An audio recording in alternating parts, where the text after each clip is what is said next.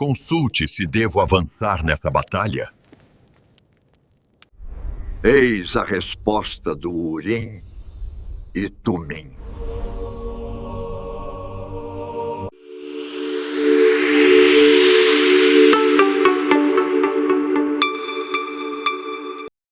Shalom, shalom, estamos de volta no canal Tirando os Óculos Romano e estamos engatinhando aqui ainda, estamos nos adaptando ainda com o serviço online novamente, estamos trazendo de volta o estudo online e é isso aí, é um prazer estar aí com os irmãos nesse Shabat.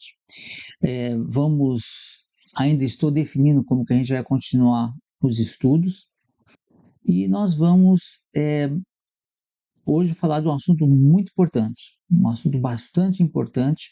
Vamos falar sobre o Urim e o Tumim, né? Vocês devem, né?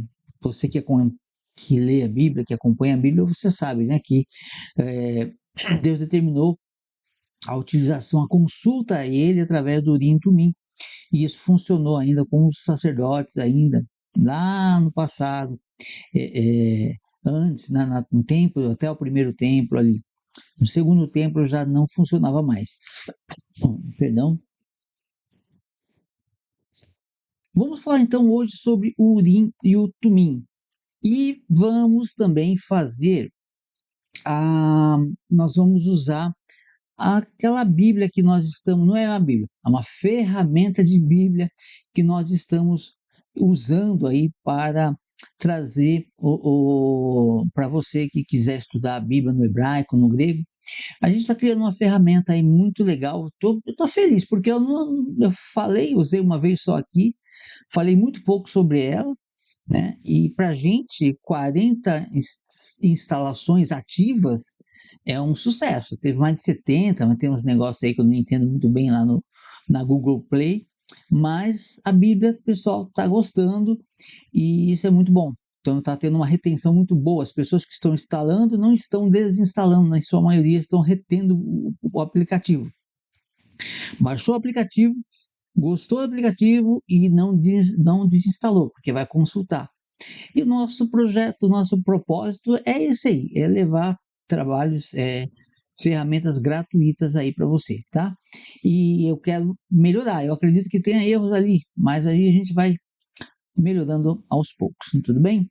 Então nós vamos começar hoje a falar sobre o Urim e o Tumim. Então nós vamos abrir as nossas Bíblias lá no livro de, deixa eu dar uma olhadinha aqui,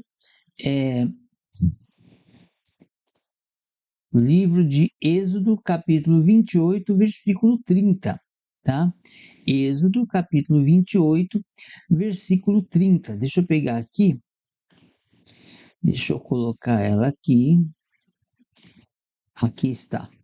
Êxodo, aqui está em 1 Samuel, nós vamos voltar aqui para Êxodo, capítulo 28, o versículo é o 30. Eu vou usar o óculos, porque senão fica difícil. Olha, tô vendo aqui no retorno aqui, parecendo um Mr. Magoo. Muito bem. Veja só. Versículo 28 de Êxodo, capítulo 30. Perdão, versículo 30 de Êxodo 28. Então, aqui, como eu já te falei, vou falar de novo, né? Você que não viu ainda, esta é uma Bíblia que está, não é uma Bíblia, eu sempre falo, eu não sou qualificado para escrever, para traduzir uma Bíblia. Eu usei ferramentas, usei tecnologia, inteligência artificial, fizemos um trabalho aí bem puxado, mas Deus abençoou que eu gosto de fazer tudo gratuito, eu não gosto de cobrar nada. E bem na época que eu fui fazer o trabalho gratuito, eu recebi do Google um cupom com algumas centenas de dólares ali para eu experimentar as ferramentas do Google e tal, por 90 dias. E aí eu acabei ativando para ver uma coisinha que eu nem levei para frente. E quando deu a ideia disso aqui, que eu comecei a ver que ia ter custo, enfim, eu vi que eu estava dentro da promoção. E aí eu usei os créditos que eu ganhei, podia usar à vontade, até um limite. Dentro do limite a gente trabalhou. Então aí, eu espero que você baixe, que você goste e que você comente também, tá? Isso nos ajuda a continuar o trabalho. Aí nós estamos lá em capítulo 28, versículo 30, que vai falar sobre o Turim e o Tumim, né? Nós estamos hoje na paraxá de hoje, eu esqueci, Etzaveh, peraí, paraxá de hoje é a paraxá Vetzaveh, né? Então, veja só, aqui está falando sobre a construção do templo. É quando Deus determina ali como que o templo vai ser construído, como que o templo vai ser edificado ali, o tabernáculo até então, não era o templo, né, mas era o tabernáculo de Deus. E entre essas coisas, Deus determinou que fizesse o Urim e o Tumim. Eu vou ler já já esse versículo para você, mas veja só que interessante que a gente precisa, porque a gente precisa entender, porque isso reflete até hoje sobre o tipo de homens de Deus que tem pregado a palavra de Deus. Tem pessoas sérias e tem muita gente que não está nem aí. E isso a gente vai chegar nesse ponto. Mas veja só, é interessante que Deus, quando ele dá um ministério, ele não dá um ministério para quem está buscando aquele ministério, desesperado pelo ministério. Eu digo um ministério especial, como o de Moisés, por exemplo, né, um dos maiores, não o maior. O maior foi de Yeshua, na minha concepção, né, se eu posso chamar de ministério dele, mas enfim. Então veja só, né, por quê? Porque ele é o herdeiro do pai, então, mas enfim. Quando ele chama Moisés, é com Moisés que Deus fala. Deus fala com Moisés. Ele falou com Moisés na sarça. Ele revelou para Moisés o tetragrama. Até então, e a palavra diz, né, Deus disse que para os pais dele, Abraão, Isaac, ele não se revelou daquela maneira. Então Deus vai se revelando de acordo com o tempo, ele vai se revelando de uma forma mais, nesse caso aí, né, mais intensa. E ele então se revelou para Moisés. E Deus chama Moisés para tirar o povo do Egito, e Moisés não quer aquele ministério. Moisés resiste, Moisés, se você a gente lê ali, havia tanta desculpa que Moisés achou para não fazer o trabalho, tanta desculpa que Moisés fez para pular fora, para ficar fora, ele não queria, mas Deus escolheu Moisés. E por isso, pela leitura da Bíblia, eu entendo isso, que por isso Deus chamou Aarão, o irmão de Moisés. E quando Deus determina ali o sacerdócio é passado para Aarão. Moisés poderia requerer o sacerdócio, quanta gente, né? Quantas pessoas querem ser importantes, querem ser sábios, querem ser o líder, o suprassumo, a cereja do bolo. E Moisés não, ele está ali. Se ele pudesse, ele estava fora daquela liderança, mas Deus o escolheu. E ele é sim uma grande autoridade ali. Mas o sacerdócio foi entregue para Aarão, né? Também conhecido como Arão. E Moisés, então, ele segue dessa forma. E Deus vai dando instrução para Moisés como fazer o tabernáculo, como fazer os sacrifícios, as ofertas. Ele explica tudo para Moisés. E Moisés vai ensinando os demais. Muito bem. Só que chega uma hora que Deus vai falar sobre o Turim, o Urim e o Tumim. Que é o quê? Uma forma de Deus responder o povo. Olha, quantas vezes Deus falou face a face com Moisés? Mas o sacerdote ali era Arão, o Aharão. E ele, então, Deus determina que se faça o Urim e o Tumim. Não sei se Deus não vai falar diretamente com ele, se Deus vai falar diretamente com ele, mas uma coisa eu posso entender com clareza. muitas respostas não vai ser exatamente, não vai, o sacerdote não ia ouvir a voz de Deus. Ele iria ter que olhar, ter a resposta através do Urim e do Tumim. E o que é o Urim e o Tumim? Na verdade, ninguém sabe exatamente como era. A gente tem aí alguns lapsos de ideias pelo Talmud, né? Então, quer dizer, os homens que chegaram mais perto, né? Chegaram mais perto de ter uma noção mais de uma geração que chegou perto do Urim e do Tumim, esses homens estavam ali escrevendo o Talmud. Escreviam coisas boas e coisas nem tão boas. O Talmud, gente, é assim.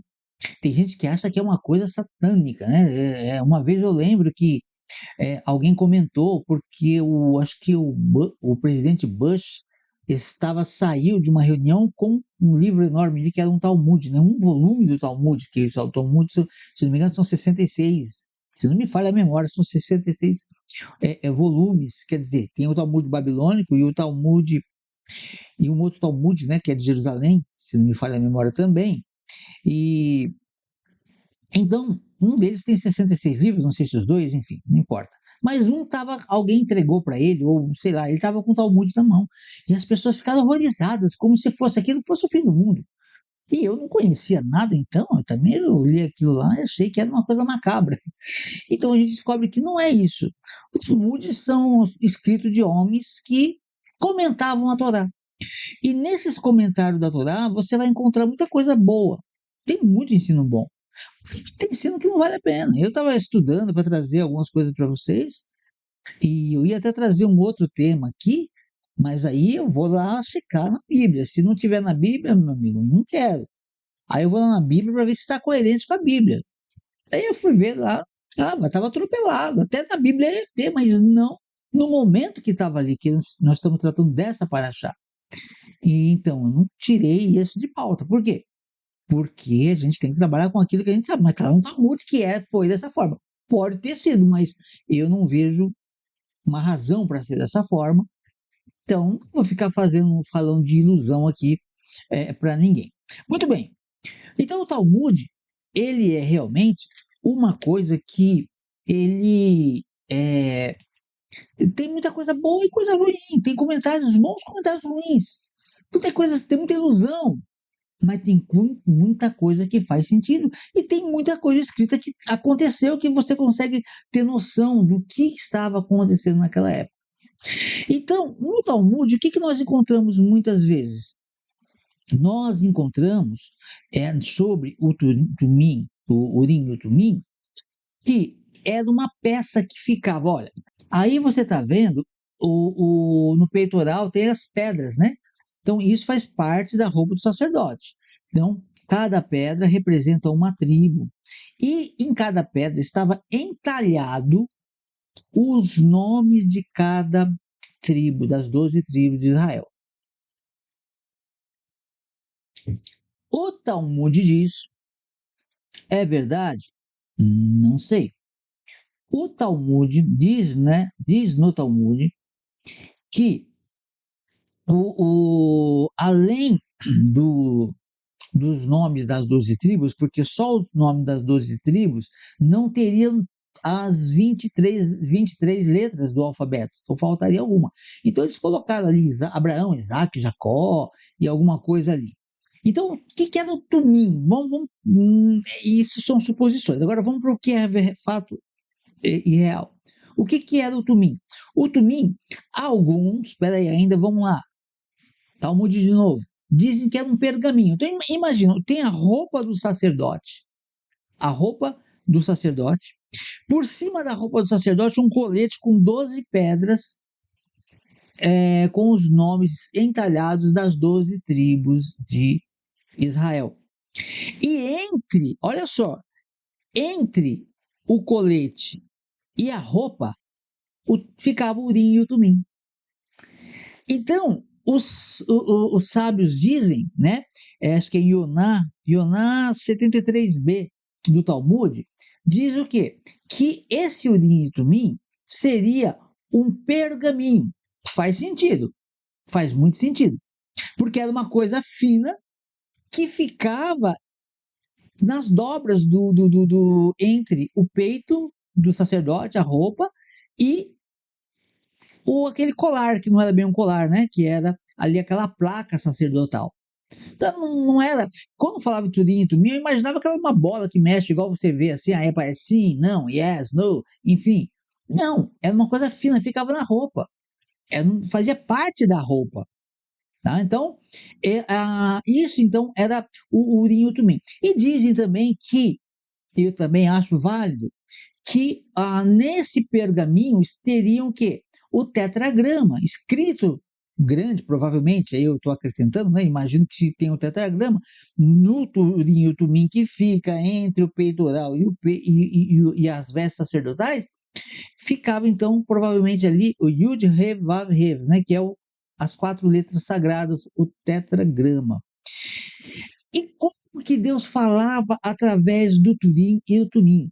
Eu estou indo pausadamente aqui, porque esse vai ser o nosso tema de hoje, é esse aqui o tema, para você entender como que funciona e para você poder fazer uma relação com o dia de hoje.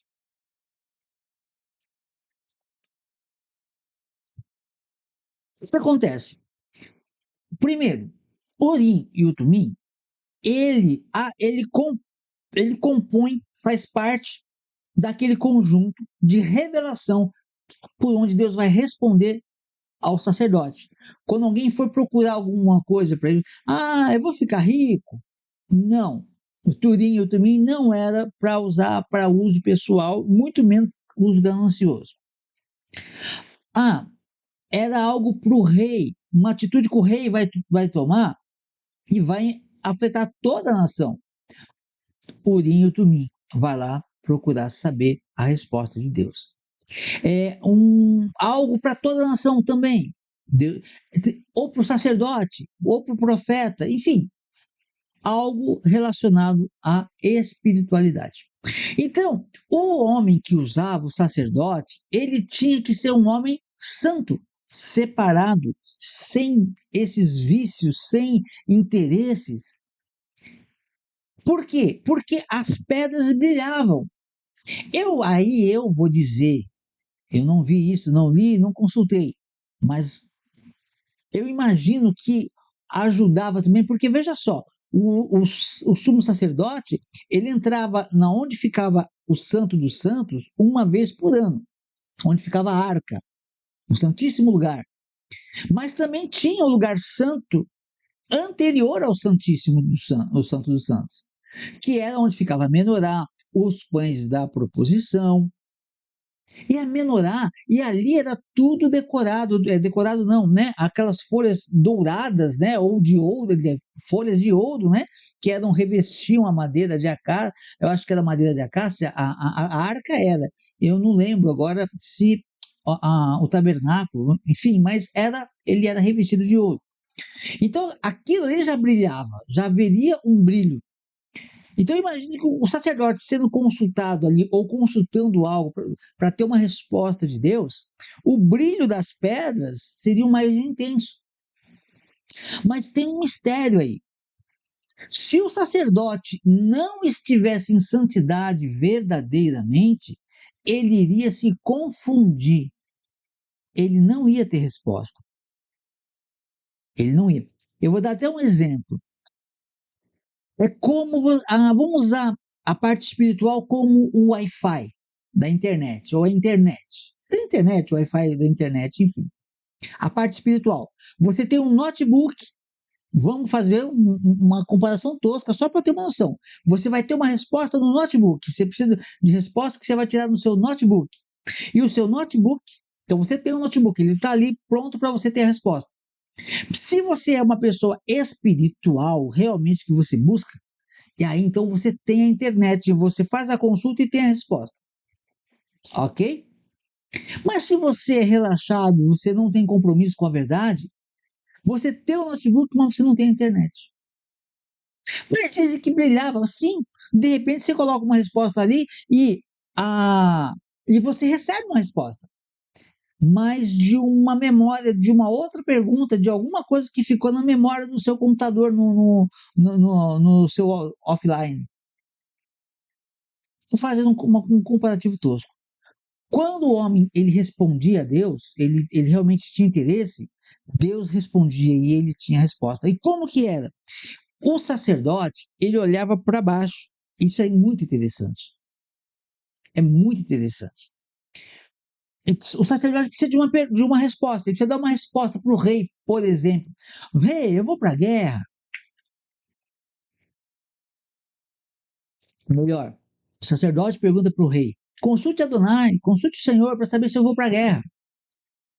Aí o sacerdote entra lá, aí ele vai consultar Deus está tá de uma forma muito espiritual. Então olha só, ele baixa a cabeça. O brilho das pedras vai ali, começa a refletir as letras hebraicas. Então ele vai ver um conjunto de letras e ele vai entender aquelas letras. Mas, por exemplo, apartamento. Você escreve em letras maiúsculas. Se você pegar o A e trocar pelo 4, ou coisa que você pegar aí um livro para ler e trocar o A pelo 4, você vai ver que tem um 4 ali, mas você consegue ler naturalmente. O 4, ele vai lembrar um A. E assim outras letras você vai ver. Então, de vez em quando você vê na internet alguma brincadeirinha assim. Aí, para ver se você consegue ler e tal, coisa que não tem o que fazer. Aí aparece lá, você consegue ler palavras que não estão exatamente codificadas, elas estão trocadas, algumas palavras por algumas letras. Então, o Urim e o Tumim, quando o sacerdote olhava, ele via um conjunto de letras. E ele entendia o que estava escrito e dava a resposta para a pessoa que vinha buscar. Aí entra alguns dados, algumas informações importantes. Por quê? Veja só. E isso aí eu achei muito interessante, porque, olha só, o sacerdote, quando ele vai buscar uma resposta para Deus, tem tanta gente aí, eu já vi tanto disso, eu já presenciei isso. O pregador falando que aqui o milagre acontece, na igreja dele o milagre acontece, porque ele é o cara. Vem para cá que os seus problemas vão ser resolvidos, pega o lencinho suado do pastor, do bispo, do apóstolo, e passa lá na maçaneta. Só vai deixar fedida a maçaneta do banco. É isso que vai fazer com aquilo lá. Mas, enfim, tem aquela coisa, aquela vaidade. O sacerdote, quando ele ia consultar o Urim e o Tumim, ele olhava para baixo. É praticamente uma referência. Ele olhava para baixo, e olhando para baixo, ele olhava para as 12 pedras com os nomes das 12 tribos de Israel. Isso é um outro problema que nós já vamos tratar. E ele olhava para cá, né? Isso não é um problema, mas nós temos um problema. Ele olhava para baixo, então, e ele via as letras, brilhava as letras e ele dava a resposta. Isso é fantástico. Agora veja que interessante. Hoje, a igreja, em sua maioria, diz que nós não temos nada com Israel. Eles dizem, nós somos o Israel de Deus. Não é isso que eles dizem? Nós somos Israel de Deus. Israel não está com nada. Israel já foi. Deus rejeitou a lei, Israel. Estão bêbados da ganância, sei lá do que a religião trouxe para essa gente. A resposta para o sacerdote estava nas 12 pedras que ele carregava no peito. E as pedras tinham o nome das 12 tribos de Israel. Isso nos mostra que a resposta, o evangelho que nós precisamos, que o povo precisa, a palavra que cura, a palavra que liberta de verdade, verdadeiramente, ela está exatamente no olhar do que? De Israel, do povo de Israel, dos filhos de Jacó. A resposta está ali. Se não olhar para lá, não vai ter resposta. Enquanto esses homens não quebrar esse orgulho, eles vão ficar falando de milagres e falando de prosperidade, se bem que a prosperidade funciona para muitos deles, não do povo. Não do povo, muitas vezes. Então veja só, o sacerdote, ele tinha que olhar para baixo. Olhando para baixo, ele via as 12 pedras entalhadas com o nome das 12 tribos, e ali, por baixo daquilo, como um apoio, o nome, o Turim, o Urim e o Purim, perdão, gente, o Urim e o Tumim, e eles olhando para baixo, provavelmente tinha ali o tetragrama, e, enfim, tendo ou não tendo o tetragrama, ele estava ali.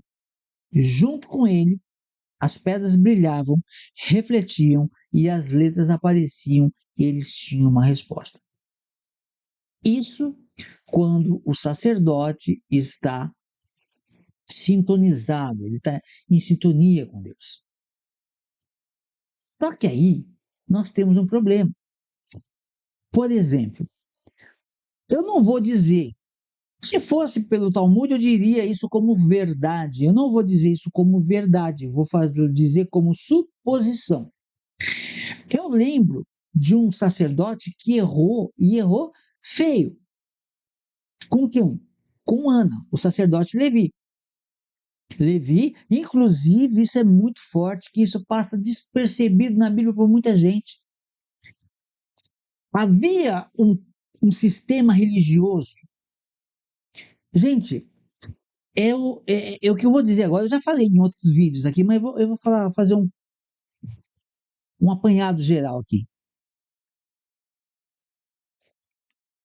Deus não criou religião. Ele não criou religião. Agora, ele criou um sistema de adoração. Esse sistema de adoração, ele é baseado em sábado, festas bíblicas e mandamentos. Você cumprindo essas coisas aqui, você está bem encaminhado. Antes, na antiga aliança, tinha o sacrifício de animais. Na nova, teve o sacrifício de Yeshua, ou tem, né? O sacrifício que Yeshua fez por nós. Ok? Basicamente é isso. Só que aí sempre houve alguém para criar uma religião diferente, né? Um outro sistema paralelo que se torna uma religião. O judaísmo também se torna religião. Eu não gosto muito desse nome, mas é como as pessoas veem, uma religião. Então, se a gente enxergar o que Deus fez como uma religião, tudo bem, não tem problema. Mas veja só. Aí, vou dar um exemplo. O filho de Salomão, Jeroboão, se estranhou com Roboão. Roboão ele fica com as 10 tribos de Israel, e Jeroboão fica. Espero não estar trocando os nomes, porque eu sou muito bom para inverter o nome aí, tá? É o nome dos dois, só que se eu troquei, os irmãos podem me corrigir aí, porque às vezes eu dou uma trocada aqui. Então, Jeroboão, o filho de Salomão, vamos dizer assim, ele então já era profecia, ele ficou com 2 tribos só, e o outro ficou com as 10. E ali, esse que ficou com 10, o povo toda a Páscoa ia para Jerusalém. As festas bíblicas, todo mundo de Jerusalém, todo mundo cumprindo o mandamento. Eles dividiram as tribos, ok, mas o dia de adorar a Deus, eles iam.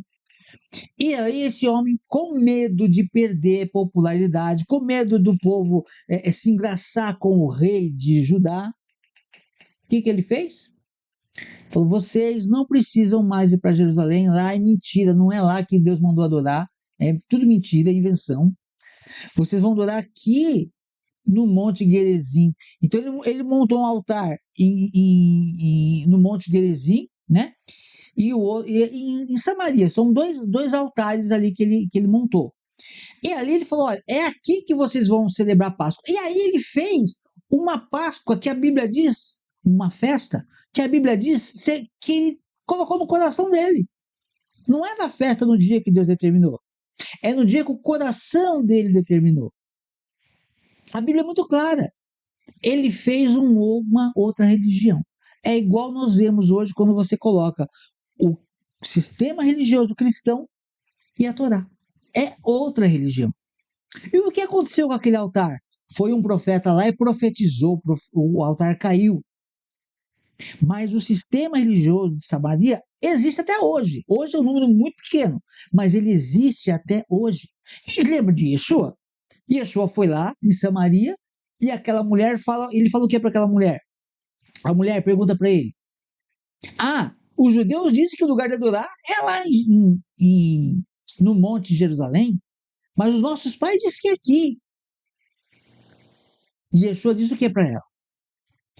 Yeshua diz: mulher, vocês adoram o que não conhecem. Olha só, Jesus, Yeshua, diz para aquela mulher samaritana que eles que celebravam as festas, que tinham um altar fora do lugar que Deus determinou, eles faziam isso por quê? Por que eles estavam fazendo? Adorando algo que eles não conheciam. É assim que eu vejo esse sistema cristão. Eles têm festa, eles têm igrejas grandes, eles têm shows, eles têm um monte de coisa. Mas eles estão adorando o que eles não conhecem. Porque a adoração verdadeira a Deus está na Bíblia e ela é feita no dia de hoje. Todo dia você pode adorar a Deus, todo dia, mas hoje é um dia especial. Você deve guardar. As festas, está chegando a festa de Pêssar, logo no comecinho de abril, vai ser festa de Pêssar. Eu não sei quando vai sair a festa da outra, lá de Samaria. Acho que é perigoso, perigoso pode dizer, mas é capaz de samaritano celebrar. Eu acho que não. Eles mudaram bastante coisa da Torá. Mas seria mais fácil eles do que os cristãos celebrar a festa no dia certo. Então, e eu não digo isso por mal, porque eu também tive essa cabeça. Eu já tive essas convicções. Então nós temos que entender que sempre alguém quer tirar você do foco de Deus. Amém? Agora vamos para a Bíblia. E daqui a pouco eu volto para falar, porque eu quero falar para você algo que aconteceu lá com o profeta Eli e com a Ana, que talvez ele tenha usado o Urim e o Tumim. Se usou, segundo o Talmud, pelas regras, né, porque a Bíblia não é muito clara sobre como era o Urim e o Tumim, nem as regras para uso. Mas de acordo com o Talmud, se for resquício de quem viveu aquela época, se ele usou errado. Ele usou para consultar para a pessoa, ou para ele mesmo satisfazer o que ele estava vendo com os olhos, no sentido de querer julgar aquela mulher, tá? Então, daqui a pouco a gente volta aí. Vamos agora voltar para o Êxodo, né? Que eu estava falando, Êxodo capítulo 28, com essa ferramenta de estudo aqui. Então, vamos lá. Olha só, hebraico, transliterado e tradução. E agora eu fiz algo diferente também aqui. Eu creio que Deus deu sabedoria para a gente melhorar um pouquinho aqui. No final de cada versículo, você tem o versículo. Aqui está muito perto, porque aí já pegamos a tradução de uma João Ferreira de Almeida. Só que algumas palavras, palavras mais importantes, e se tiver mais, mande para mim para a gente dar uma olhadinha, para a gente alterar, a gente usou uma tradução livre, né, já sem direitos autorais, João Ferreira de Almeida, né, para as coisas simples, mas para as palavras, por exemplo, João Ferreira de Almeida, provavelmente você vai ver Yud, Re, Vav, Re aqui, né, que é o YHWH,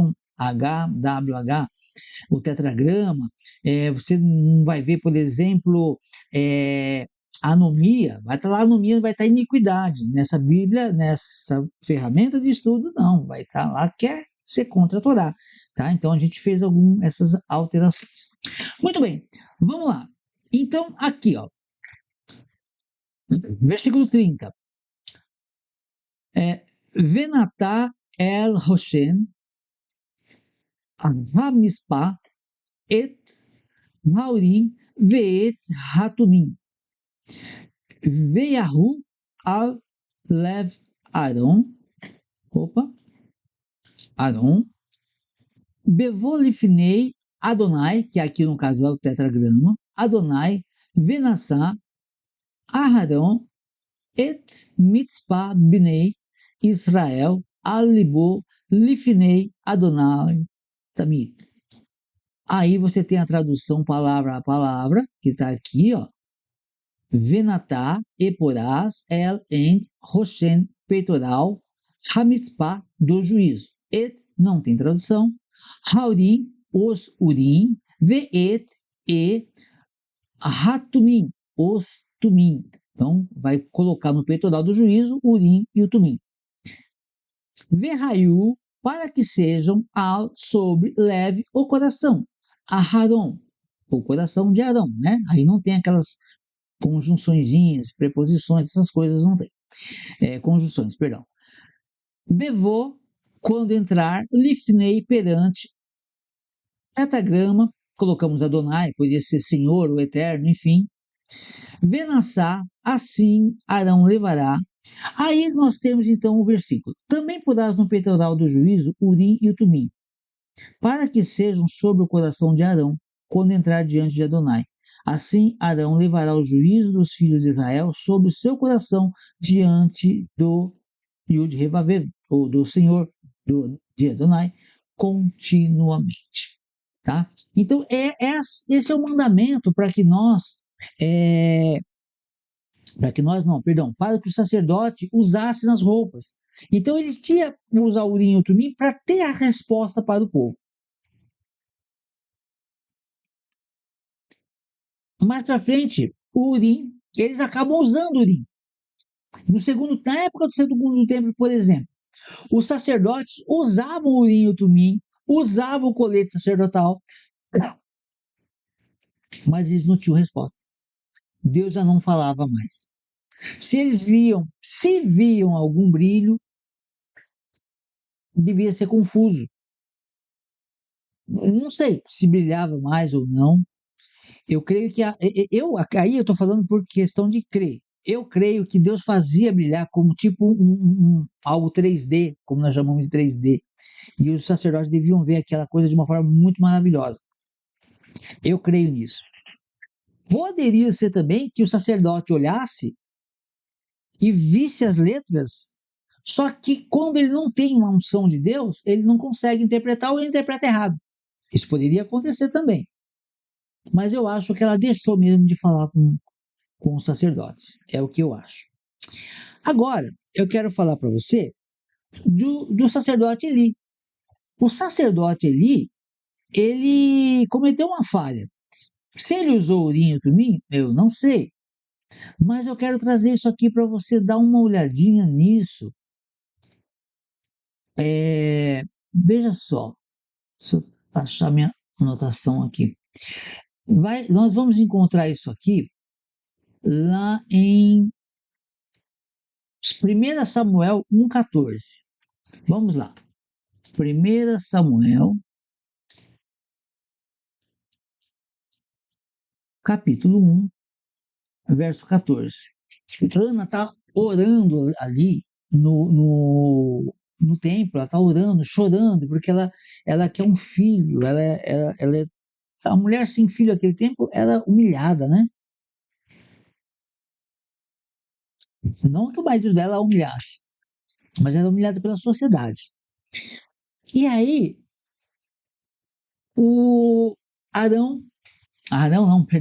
Eli, ele chega para aquela mulher, e a gente sabe que ele estava falho, ele perdeu o sacerdócio, foi na gestão dele que Deus falou que não ia mais, que ele tinha prometido que da família dele sempre haveria sacerdócio, mas que aí essa promessa foi cortada por causa do que ele fez, né?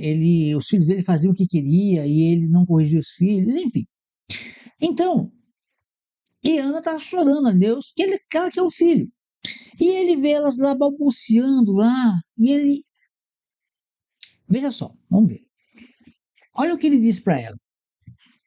Se ele consultou o tumim, foi um pouquinho antes, o urim e o tumim foi um pouco antes. Se ele consultou, tá? Mas independente disso, ele era um sacerdote que devia ter respostas, né? Então diz assim, ó, Vaiomer, Eilá, Eli, Ad, Matai. Destacarim, Haziri, et Vener, me aliar. E disse a ela, Eli, até quando embriagarás? Afasta o teu vinho de sobre ti. E aqui temos o versículo, né, mais fluido. E disse-lhe Eli, até quando tu estarás embriagada? Aparta de teu vinho.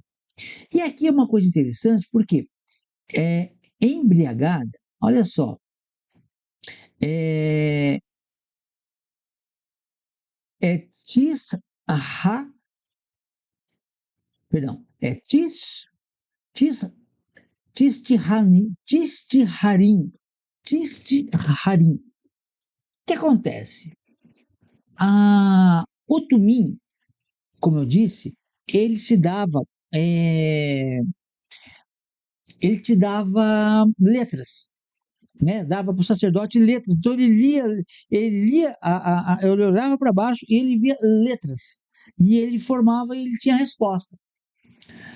Se ele olhou, ele viu letras. E que letras ele pode ter visto? A palavra bêbada, ela é chicora. Chicora.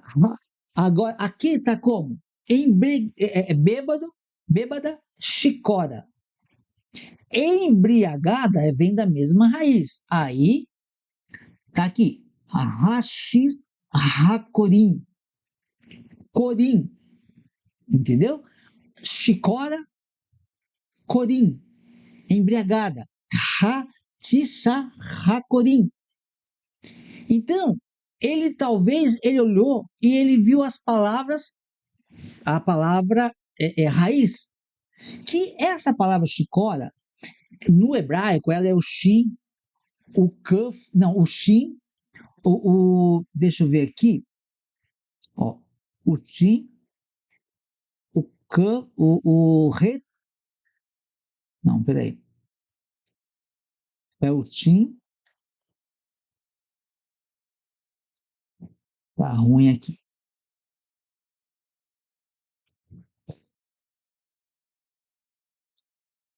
Olha aqui, ó, se consegue, presta atenção no meu mouse. Veja só. Então, tistaharim. Ele pegou essas letras, ele olhou e ele viu. Só que ele poderia ter lido bêbada, né, que é no caso chicora, ou ele poderia ter lido com as mesmas letras, queixeira. Queixeira é uma mulher de valor ou apta. Olha só. Veja aqui onde está escrito chicora. Aqui, ó, chicora, bêbada. Olha as letras aqui, ó. Então, é chicora. Agora, a mulher de valor é queixeira. Olha só. O som de R está aqui, ó. Tá aqui em cima e aqui embaixo. O shin está aqui e aqui. O resh está aqui e o resh. Só tem aqui um yud a mais. Só um yud a mais. O restante é a mesma palavra, com as mesmas letras praticamente, com a diferença de uma letra apenas. E ela não aparecia formadinho. Ela ia aparecendo e ele iria formando. Ele estando espiritual, ele entendia a letra. Ele não estando espiritual, ele torcia. Aquela mulher está bêbada. E o que eu quero dizer com isso? Isso é o que acontece muitas vezes no dia de hoje com muitos líderes. Eles estão bêbados de uma teologia perniciosa, uma teologia sem Torá, uma teologia que diz que a lei foi abolida, que uma teologia que diz que a lei acabou. Gente, se não tivesse lei, onde não tem lei, impera a anarquia. Esses homens, e aí você vê escândalo em cima de escândalo. Tem até pastor do INSS agora. Como que pode um negócio desse? E tem coisa pior também, né, que a gente sabe. Mas, o que acontece? Quando que esses homens vão entender? E quando que você, que vai ainda, fica atrás desse tipo de pastor, se você estiver assistindo, e vai atrás desse tipo de homem que fala que a lei foi abolida, quando que você vai ter uma resposta correta? Por quê? Tem que ter espiritualidade e reconhecimento. Quer uma resposta? Olha, lembrando de novo, lá do comecinho do vídeo, para a gente terminar. Quer uma resposta? O que o sacerdote fazia? Baixava a cabeça. Primeira coisa. Ele baixava a cabeça. E com a cabeça baixa, o que ele via? As 12 tribos de Israel. Ele via tudo aquilo que essa igreja, essa religião que está imperando aqui no Ocidente, que foi abolido. E aí o que eles vê? Eles vê as pessoas bêbadas. Eles não vão encontrar uma mulher de valor, um homem de valor. Eles vão encontrar defeito em tudo. E aí é aquela questão. Tudo que a pessoa faz, ela é culpada de tudo. Tudo bem que a gente faz coisa errada mesmo e de que se queixa o homem, queixe-se cada um dos seus próprios pecados. Mas vai falar para o pastor que o problema dele é os pecados dele, para ver. É uma ofensa. O Urim e o Tumim, ele foi dado para dar resposta. Deus instituiu o sacerdócio para que ele fosse a fonte de informação fiel, fidedigna da parte de Deus para o homem.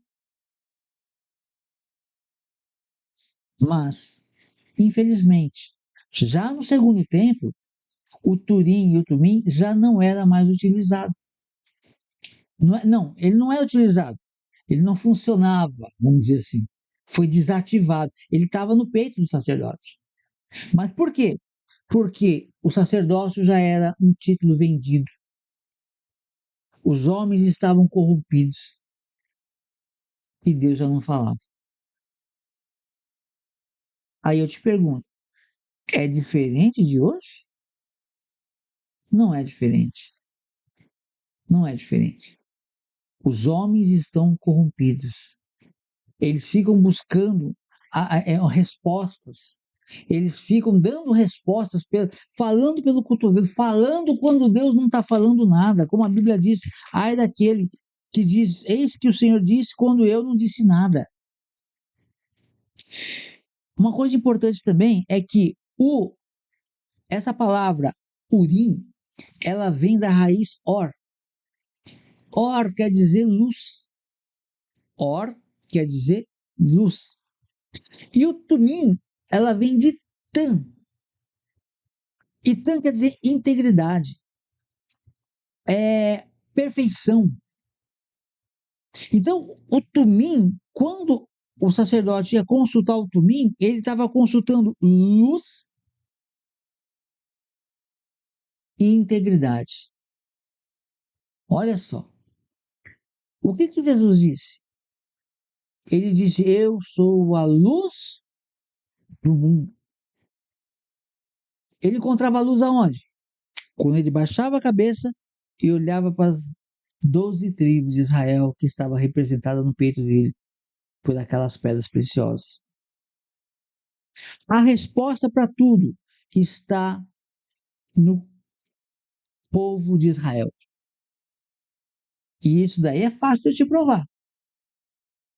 Eu sempre estou trazendo isso aqui, talvez você está até enjoado de ver isso, mas eu vou te provar. Vamos lá para Jeremias 31? Lá tem gente que vai dizer, ah, não, de novo. Mas vamos lá. Se a gente conseguir decorar, muito bom.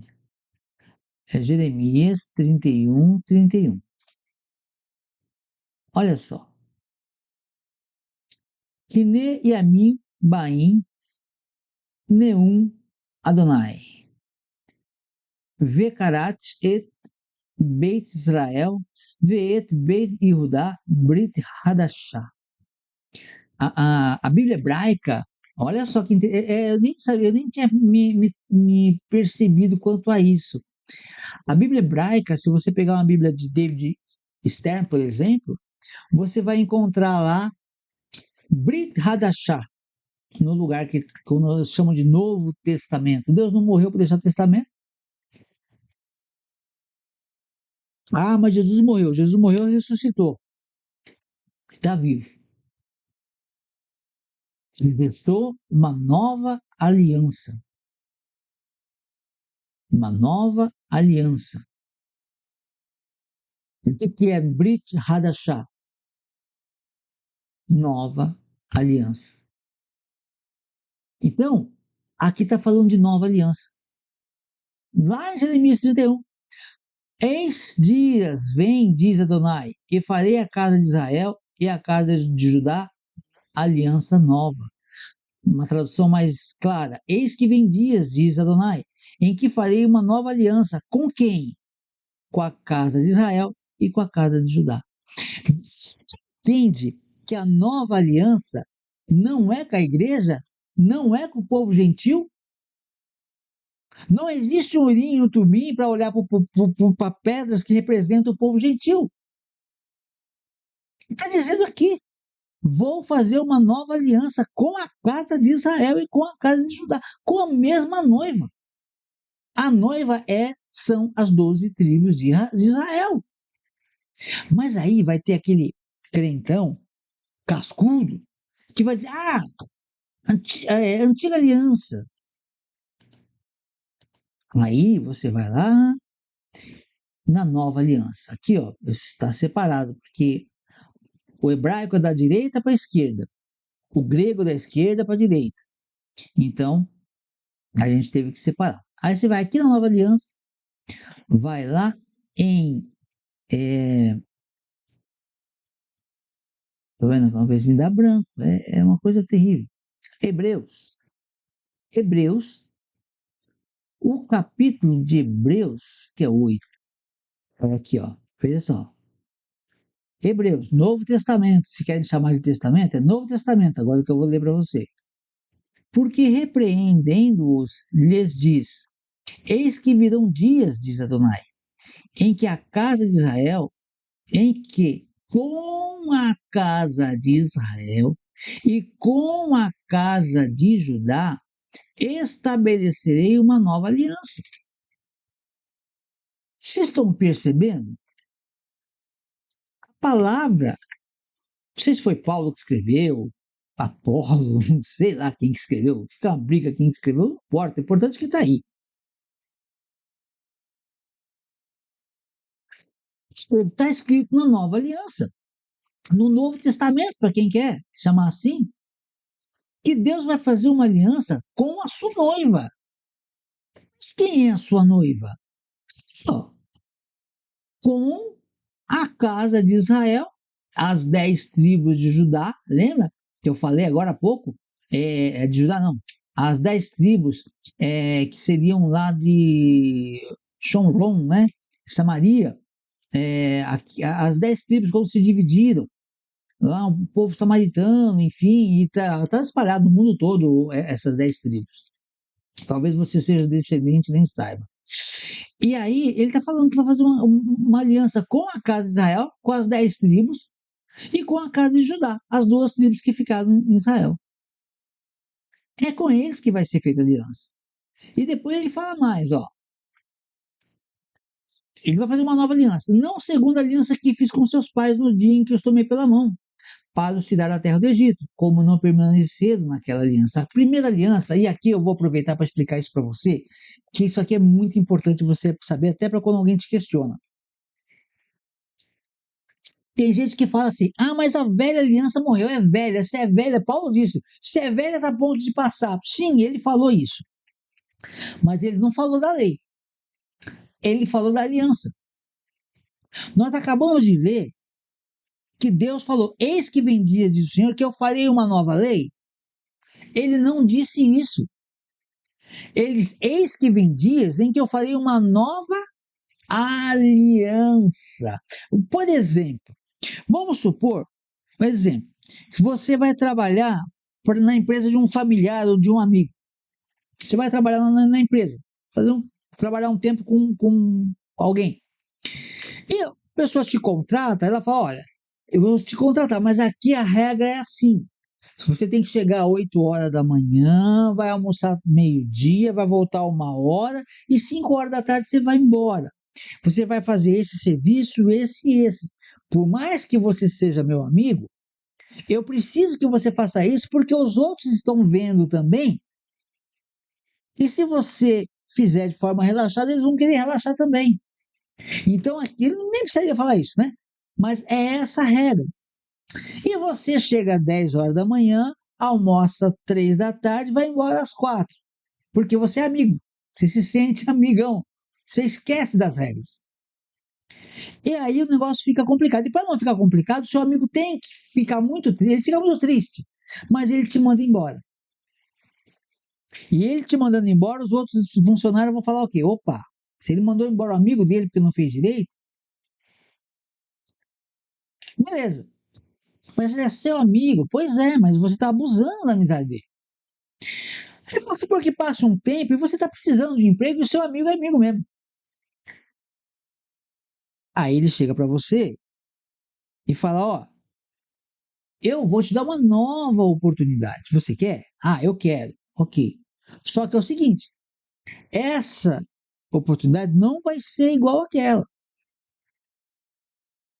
E aí ele coloca novos termos. Ele não vai mudar o horário de entrar, ele não vai mudar o horário de sair, isso daí é um padrão, é uma lei, é uma forma a coisa continua funcionando, tem um monte de gente trabalhando, não vai mudar o mundo por causa de você.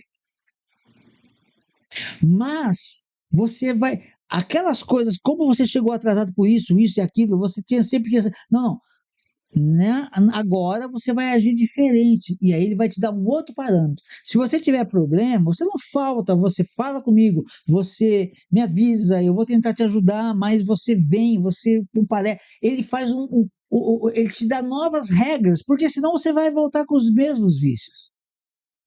Então ele está fazendo o que com você? Uma nova lei? Não, ele está fazendo com você uma nova aliança. Então é isso que Deus fez. Deus não mudou a lei. Ah, eles abandonaram a minha lei, agora eu vou expulsar todos os judeus. Os judeus é o filho mais velho, ele não cumpriu minha lei, agora eu vou adotar os gentios, mas os gentios eu vou fazer diferente. Eu expulsei, olha só, na cabeça do cristão, na cabeça dele, eles acham que Deus rejeitou o povo judeu porque o povo não guardou a lei e acabou para os judeus.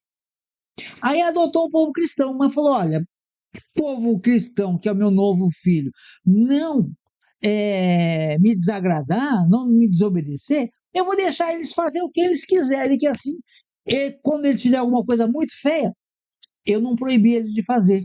Então eles são os meus filhos amados. Me desculpe, você acha que algum pai faz isso? Deus não fez isso de maneira nenhuma. E ele não desistiu de Israel. Está aqui, nós acabamos de ler, eu vou fazer a nova aliança com quem? Com a casa de Israel e com a casa de Judá. Só que aí, o gentio, ele tem a oportunidade, através do sangue de Cristo, que lá em Gálatas fala que Cristo morreu para isso, Cristo morreu para nós, gentios, poder ter chance. Como? Sem a morte de Cristo, a gente precisaria do templo em Jerusalém para sacrificar lá, rotineiramente. Era impossível a gente ter salvação, ser justificado. Quando Cristo morreu, aqui nós somos justificados.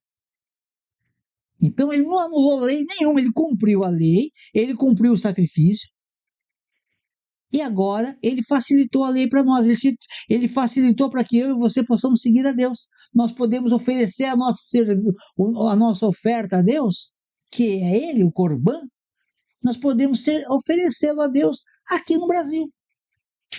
E podemos ser justificados e praticarmos a lei. É isso que foi feito. E para a gente terminar, de verdade, tem mais uma coisa aqui que é a pá de cal em cima dessa teologia fajuta. Nós acabamos de ver, não segundo a aliança que fiz com seus pais no dia em os que tomei pela mão para os tirar da terra do Egito. Como não permaneceram na minha aliança, eu não atentei para eles. Aí diz aqui, olha, porque olha aqui, agora Deus falou que vai fazer aliança, já falou com quem? Com a casa de Israel e a casa de Judá, os judeus. E aí ele fala, porque esta é a aliança que farei, porque essa é a aliança que depois daqueles dias farei com a casa de Israel, diz Adonai. De novo ele fala que a aliança é com a casa de Israel. E ele fala o quê? Esta é a aliança que eu vou fazer com eles. Agora ele está falando qual que é a aliança. O que é a aliança? É a graça? É abolir os mandamentos? É isso que é a aliança? Não. Ele diz, porque esta é a aliança que farei, a aliança que depois daqueles dias farei com a casa de Israel, não é com o gentil, diz Adonai. Porei as minhas leis no seu entendimento, e em seu coração as escreverei, e eu lhe serei por Elohim, e eles serão por meu povo. Olha que interessante aqui.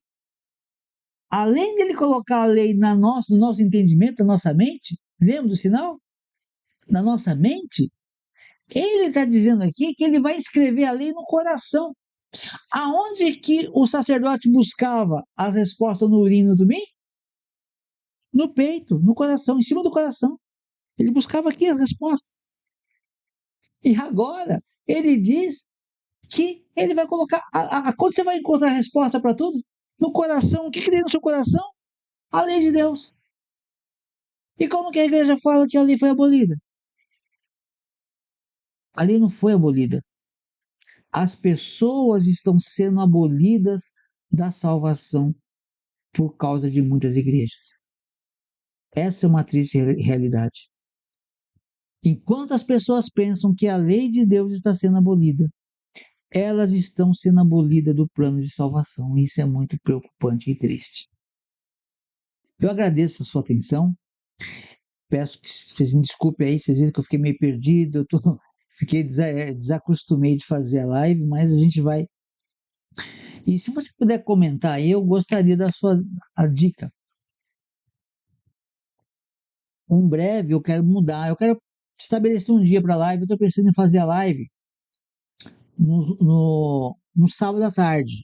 Não tenho certeza ainda.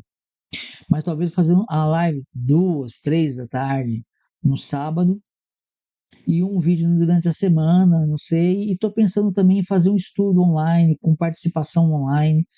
Enfim, mas peço que os irmãos orem e me dê dicas também, tá? Para a gente poder ver se a gente faz alguma coisa. Eu quero estipular aí, eu quero conseguir fixar pelo menos 2 vídeos por semana. Para achar, no sábado, não sei se 10 da manhã, mas eu acho, não sei, 10 da manhã também é um horário que talvez eu ache interessante. Sábado, 10 da manhã, ou sábado à tarde. Sexta-noite, eu estou fazendo hoje, mas não é muito conveniente. Sexta-feira à noite, a gente precisa de estar mais relaxado com a família,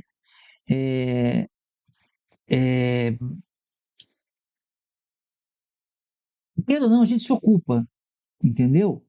E, enfim, eu acho que é melhor, se for possível, fazer mais no sábado mesmo, tá?